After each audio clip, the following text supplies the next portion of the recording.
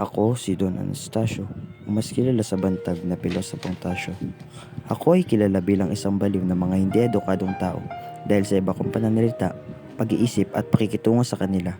Samantala, ako naman ay kilala bilang isang henyo ng mga taong matatalino dahil sa labis kong katalinuhan. Galing ako sa mayamang pamilya at ako ay pinag-aral ng filosofiya sa Universidad ng San Jose. Ngunit pinahinto ako ng aking ina sa paniniwalang ang katalinuhan ko ang magiging dahilan upang makalimutan ng Diyos. Minarapat ng aking ina na magpari na lamang ako sapagkat akin itong sinaway bagkus mag-asawa na lamang.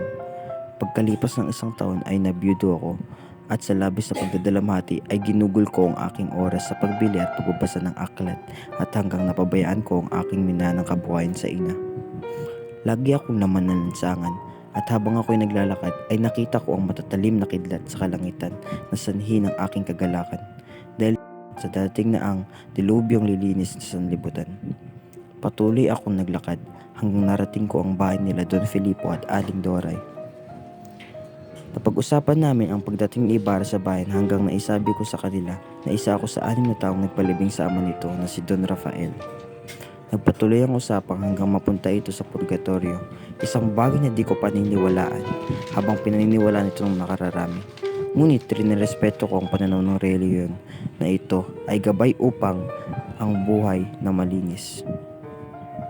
Kinalaunan ay ako'y nagpaalam na may sigla at tumakad papalayo sa gitna ng matatalim na kidlat na dumadagongdong na kulog.